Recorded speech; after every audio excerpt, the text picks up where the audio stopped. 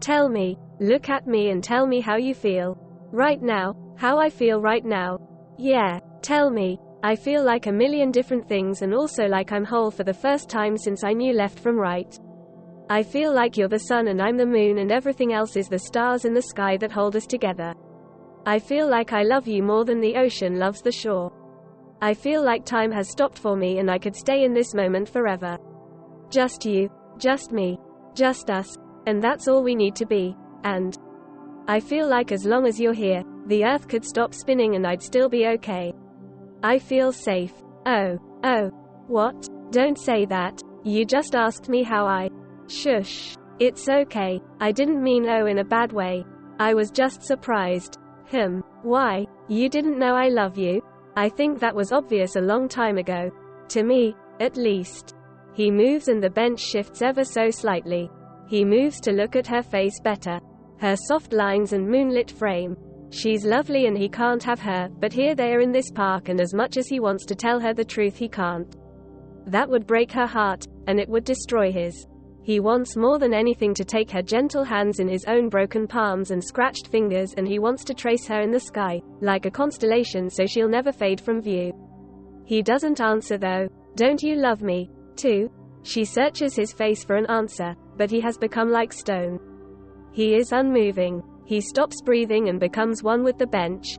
He's scared. She looks past him. Why did you ask me how I felt if you weren't planning on answering back?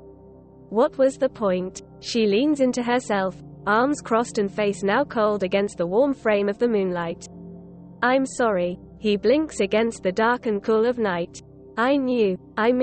Yeah, me too. You too what? Don't you have your words to say to me? She doesn't want someone who copies her.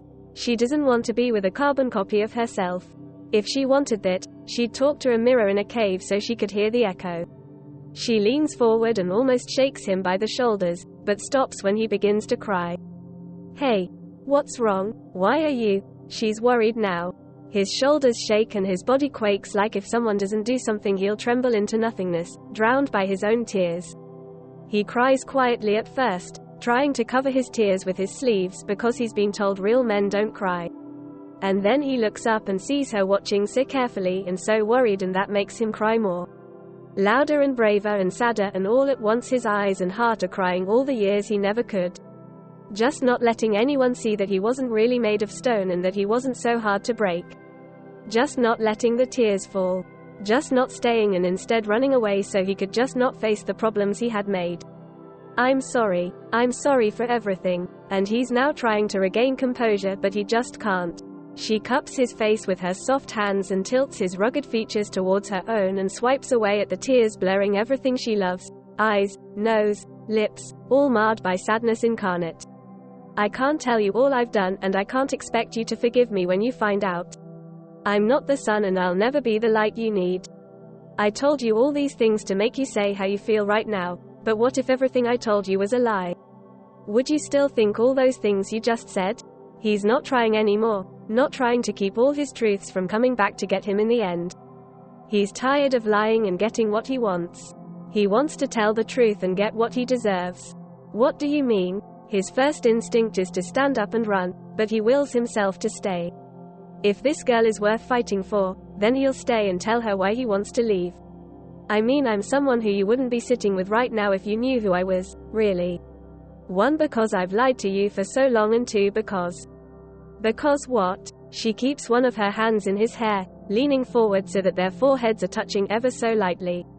Her other hand reaches for her pocket. Because I'm a bad guy. Really? How bad? Did you kill anyone? She doesn't seem very fazed by the news. Kind of. But it wasn't on purpose. At least it wasn't to begin with. It was like a revenge type thing. You know, I'm a villain. A supervillain. He watches her carefully to see what she does next. She pulls away slightly and looks towards the other benches, as if checking to make sure no one is there to hear or see what happens next. No one is. I have secrets too. She takes her hand out of her pocket, and with it she takes a long, spinning knife. She tightens her hold on the back of his neck and pulls him to her violently. What are you doing? He fights to get away, but she's too strong and she has a knife. I don't want to hurt you. I love you too. I love you because you make me feel like I'm good. You make me know that I am worthy of love.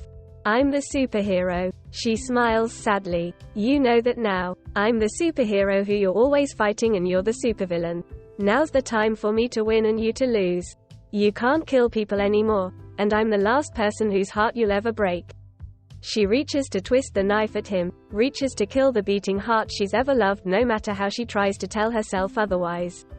She tries so hard to remember that this is the person who has terrorized her town for the last several years, and that he's the reason she lost her parents, her best friends, and all the people in between. But that's not who she sees. She sees the person who has a heart that has been broken, smashed and scattered for the vultures. She sees the person who has tried so hard to put that battered heart back together so he could love her to the fullest. She sees the person who makes her feel like she's worth loving even if she's not the superhero everyone needs her to be. And she can't kill that person, so she drops the knife and falls off the bench heavily before she changes her mind. Run now, she's begging. Go. Please. He gets off the bench too and kneels beside her. What am I supposed to run from? I'm the bad guy, and the only one who can stop me is right here. I don't want to hurt anyone anymore.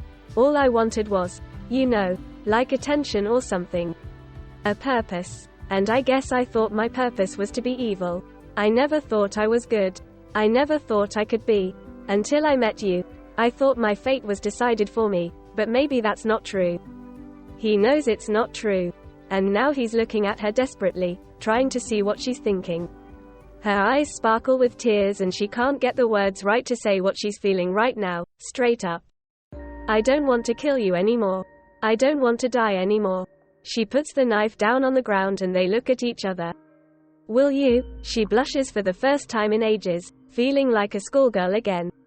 Can we just? He nods and she smiles, not sure what she wants but confident they'll figure it out. So he moves closer and brings her to him, kissing her like the first snowfall of winter kisses the ground. Sweeping and covering, and taking away all the things that were before. And she kisses him back like the first rain of spring, full of hope and sunshine and new beginnings because with the new rain comes the knowing that flowers will bloom and the world will fill with color again. Look at me and tell me how you feel. I feel like everything's going to be okay. And I feel like you're absolutely right. That is the story of two people. One was a superhero, one was a supervillain. They had many powers, but the main one was a love that conquered all.